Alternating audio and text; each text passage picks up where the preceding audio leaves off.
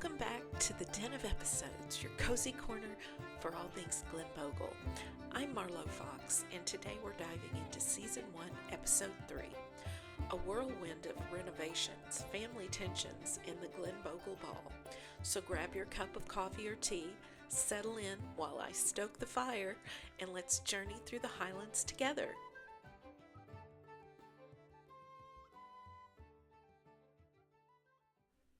By the end of this episode, you'll see just how messy, emotional, and utterly charming life in the Scottish Highlands can be. Let's jump in. This episode originally aired March 12, 2000, and you can currently stream the entire series on Amazon Prime. Our spotlight of the week is on Susan Hampshire. She plays Molly MacDonald, Hector's wife and Archie's mother. She was born on May 12, 1937, in London, England. She's been married twice and has 2 children, a son and daughter from her first marriage. Sadly, her daughter died within 24 hours of her birth. She has 143 acting credits to her name, and at the age of 88 is still working with a film project currently in pre-production. She brings so much love and warmth to the screen in her portrayal of Molly MacDonald. I like to think that much of it is Susan Hampshire's own inner beauty shining through. Our ancillary characters this week are Lackey McSween and Lewis McSween. They're brothers, and they're builders doing the renovation on Glenbogle Estate. I would describe them as rough around the edges. Alan Smythe shows up at Katrina's cottage, and they don't say it, but it seems that he must be an ex of hers. He comes off as smug and manipulative. At the Glenbogle Ball, we'll meet Flora Kilwillie. She is Kilwillie's daughter, and if you remember, Kilwillie is Hector's best friend and owns a huge estate very close to Glenbogle. Flora is loud and large. Jamie MacDonald is Archie's older brother, who unfortunately drowned in the loch, and we see him through flashbacks in video that was taken of him during his life. In this episode, we're going to follow 3 storylines: the remodeler's arrival at Glenbogle House, relationship struggles between Archie and Justine, and Hector and Molly, and the long-awaited Glenbogle Ball. Justine has come to Glenbogle to see why the heck Archie has not returned to London. She and Archie apparently had a fight the night before, and he slept downstairs. In the morning, she goes to get him to come back up to bed, and they've made up, and as they're heading upstairs, Katrina arrives with her class of school children to thank Archie for his land donation, which will allow them to build the school gym. She has very much softened towards Archie and offers to help him with the estate accounts. By the look on Justine's face, she is extremely jealous of Katrina and doesn't like this one bit. The remodelers arrive and quickly get to work. They accidentally go into Jamie's room, which has been untouched for years. Hector and Molly are the only ones allowed to go in there. They start tearing the room apart. Hector finds out and has a fit. But in all the chaos, a hidden box of Jamie's photographs and home videos is discovered. Hector, Molly, and Archie sit down and go through the contents of the box. And while they do this, we have Golly taking Justine aside to explain to her what happened to Jamie. Jamie and Archie took a little boat out on the loch. Jamie was 18 and Archie was 14. Archie was goofing around and managed to capsize the boat. Jamie was a really good swimmer, but he tried to go after Hector's Labrador, and in the process, he ended up drowning. We learn that the drowning occurred the same day as the Glenbogle Ball, and Golly had to greet each and every guest and tell them over and over the tragedy that had occurred. It's clear that Golly suffered greatly from the trauma of that day. The discovery of the box of photos and video forces Hector to confront his long suppressed grief. It's said in the episode that he never shed a tear, and he admits it's comforting to have these memories back. Justine struggles to adjust to life at Glenbogle. She finds the estate dark and forbidding. She even says it reminds her of the house in Psycho. She seems to hate nature, as she's terrified of a herd of sheep. They come across the sheep crossing a road, and the shepherd tells Justine, "Don't worry, love, their baws are worse than their bite." She even has a fight with a swarm of insects. Now, I'll give her that. I would have a fight with a swarm of insects, too. I don't like bugs. London still calls to her, while it seems Archie is more and more drawn to the Highlands. Alan Smythe arrives unannounced at Katrina's cottage. She makes him a cup of tea, and he asks her if she has any hobnobs. Hobnobs are a type of cookie, or in the UK you would call them a biscuit. They're made by a popular British company called McVitie's, and I have seen them sold in the US. She asks Alan what he's doing here, and he says he's there to make a new policy document on the plight of tenant farmers. In this case, the farmers in Glenbogle would be renting from Archie and his family. Alan asks Katrina if there's any chance of a bed for the night, and she says she'll get him a pillow for the sofa. It's obvious this isn't what he had in mind. We've seen on different occasions that Molly enjoys a bit of gambling. In this episode, she enjoys a lunch outing with her bookie, Geordie. He's clearly smitten with Molly, but already it's clear that Molly will always be completely loyal to Hector. He drives her home after they've had a leisurely lunch, and what's his name? Hector sees them drive up in Geordie's Rolls Royce. Hector seethes with jealousy. Later that night, Hector goes into Molly's room and asks who she's been gallivanting with. She says that he is her bookie. Hector is indignant and asks what they get up to together. He says that Molly is shameless, and she lies back on her pillow with her arms outstretched and says, "Tell me I'm a Jezebel. I've always wanted to be called that." Hector leaves in a huff and says he's going to his room to consider his position. Hector, all you have to do is pay your beautiful wife a little bit of attention. It doesn't matter if you've been together 20 or 30 years, 40 years, doesn't matter. She just wants a little bit of attention. And you seem to want to spend all your time with Kill Willie playing toy soldiers. Give me a break.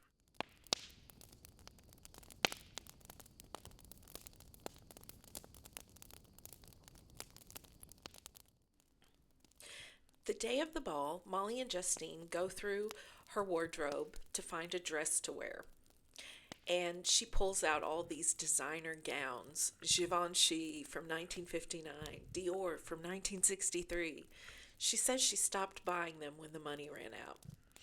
At the ball, the music is lively and everyone is dressed in their Scottish best. The women look beautiful in their ball gowns, and the men are gorgeous in their kilts, especially Archie. Here's where I feel I should explain the formal wear for men when wearing a kilt.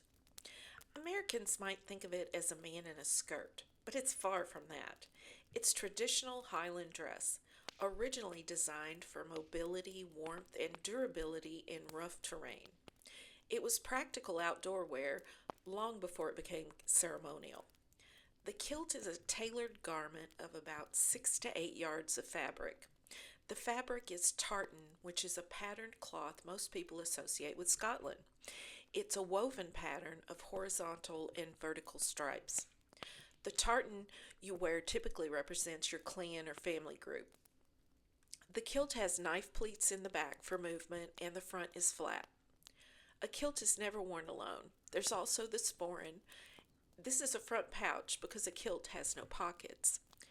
Think of it like a small crossbody bag or fanny pack, but it is worn hanging low and centered in the front. It's very stylish. However, never say fanny pack in the UK. Why? Because fanny means something totally different there. In the US, it means butt, but in the UK, fanny means vagina. You're welcome. Another part of the ensemble are the kilt hose or thick knee socks. There's also the skew and do. This is a small knife which is tucked into the top of the right sock on the outside of the leg. Only the handle is visible. I wonder if left-handers also tuck this into the right sock. To round out the look is the jacket, belt, flashes, and brogues. Flashes would be small strips of fabric or ribbon that peek out from the side of the kilt hose just below the knee. They're held in place by elastic garters hidden under the socks. They add a pop of color and keep the socks from slipping. Brogues are the traditional leather shoes, and they're typically black. They have long laces that are wrapped around the ankle and tied in the front. There's no tongue so that water drains easily. The design was for rough, wet Highland terrain. There you have it, the intricate fashion of the Highlands formal wear. What I wouldn't give for my man to don an outfit like that instead of the typical t-shirt and jeans. Mind you, I say that as I sit here in my daily uniform of leggings and a big oversized shirt. A footnote about underwear. In traditional Highland dress, no underwear is worn underneath the kilt. These days it's personal and a situational choice. So, if you see a man in a kilt, he just might not be wearing any. But never ask a kilt wearer directly what's under the kilt. At best, it's cheeky, and at worst, it's just plain rude. At the ball, the dancing is lively and energetic. At one point, Golly even performs a sword dance. Kilwillie proudly calls it a Caledonian ball. Caledonia is the name the Romans used for Scotland. And his daughter Flora screams Archie's name while running into his arms and planting a big kiss on his lips. They grew up together and she clearly has always had a crush on him. I can't say I blame her. He is clearly flustered but trying to remain polite. At one point during the ball, Hector goes off by himself to have a drink. And Justine, who up until this point doesn't seem to have the approval of Hector, comes in. She asks if she can have some of what he is drinking. They share a drink and discuss the death of Jamie. And Justine confides that years ago, before she met Archie, she suffered a miscarriage. Archie doesn't even know about this. It's a moment of confiding in Hector which will soften his feelings toward her. Kilwillie comes in and whisks Justine away for a dance. Next, Archie comes in and he and his dad commiserate over their troubles with the women in their lives. Could this also be a softening of their relationship? Everyone is dancing and Hector sees Molly and the bookie Geordie dancing. Hector goes up to them and tells Geordie to unhand his wife. Hector tries to throw a punch and misses, then draws a sword from beside the stairs, and Geordie conveniently picks up a shield. Hector hits the shield several times and then tries to run Geordie through with the sword. Although there's never a worry that this is about to be a bloody scene. It's not that type of show. Katrina's ex-boyfriend, Alan Smythe, causes major disruption when he releases a herd of sheep indoors while yelling through a megaphone about land abuse. Meanwhile, the remodelers are upstairs taking a break from their work. I was surprised they were still working during the ball. They're drunk on liquor that Molly offered them as an apology for getting yelled at about Jamie's room. They manage to damage the house further as the floor collapses, pipes burst, and water cascades onto the guests. In the middle of it all, Lexi drags Duncan into the streaming water for a kiss. What could have been a disaster turns into laughter and memorable chaos. As dawn breaks and cleanup begins, Hector accidentally says to Archie, "Good night, Jamie." Archie quietly replies, "I'm not Jamie. Never was, never will be." Hector acknowledges this and apologizes to Archie and tells Justine to sleep well. Justine tells Archie that she's leaving in the morning for London, and is he coming? He says he can't. He has to see to the renovations. She says she knows it's more than that, and he agrees. She says she'll wait, but not forever, and to stay away from Katrina or she'll kill him. In Hector's bedroom, we find him talking to Molly. He tells her that he needs her and loves her. She tells him that the lesson learned from the earlier embarrassing but rather wonderful scene at the ball is that he needs to show it more. He asks her to stay and tells her that she looked wonderful in that frock. In the hall, Archie is smiling as he overhears his parents laughing. And that rounds up this episode. The animal sightings this week, because a Highland episode isn't complete without them, as far as I'm concerned, are the ever-present dogs Rommel and Monty. They're always by Hector's side, whether he's indoors or outdoors fishing at the loch. The sheep, there's lots of them, indoors and out. Horses, we saw a beautiful horse and I think her foal when Archie dropped Katrina off at her cottage. We also have a swarm of insects that take their comedic revenge out on Justine. In our Across the Pond translation, we have the Highland dress and kilt, which is the traditional Scottish male attire. Caledonia, which is the ancient Roman term for Scotland. We have the word trice. When Molly is on the phone with her bookie Geordie, she tells him she'll see him in a trice, and that is an old-fashioned way of saying a short period of time. Guff, Guff. Lexi says to Duncan when he asks her to accompany him to the ball, "Did you get that guff from Golly?" And that means nonsense or foolish talk. We have the Highland sword dance. That's the traditional Scottish dance done over swords. It's also known as the gilly callum. The dancer performs intricate steps over a crossed set of swords laid on the ground. The dancer avoids touching the swords, symbolizing precision and control. It's traditionally done solo, and often before battle. In folklore, it was done to show agility, skill, and bravery. The dancer wears full kilt regalia and a soft black leather shoe similar to a ballet slipper called gillies. The music played would be traditional bagpipe music in a march or reel rhythm. A reel, R-E-E-L, is a lively, fast, rhythmic tune that gets dancers moving in a patterned way. I was amazed at Golly doing this dance. If you heard an earlier episode, I described him as being grizzled. But as I watched this scene over, I noticed the camera work was done in a close-up way of just the feet, and this may mean that a professional dancer was used. I could be wrong, but I don't know. We have the word biscuit, which is what Americans would call a cookie, and frock is an old-fashioned term for dress. And that's a wrap for episode 3. Renovations, romance, and sheep chaos. Glenbogle never fails to surprise.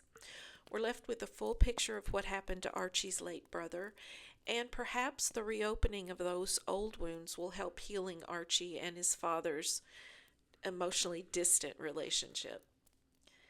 Thank you once again for curling up in the den with me. If you enjoyed this episode, don't forget to subscribe, leave a review, and share it with a fellow Tully lover. I'd love it if you would email me if you have a thought to share at TheDenofEpisodes@yahoo.com. I'm Marlo Fox, and until next time, keep the kettle on and the episodes rolling.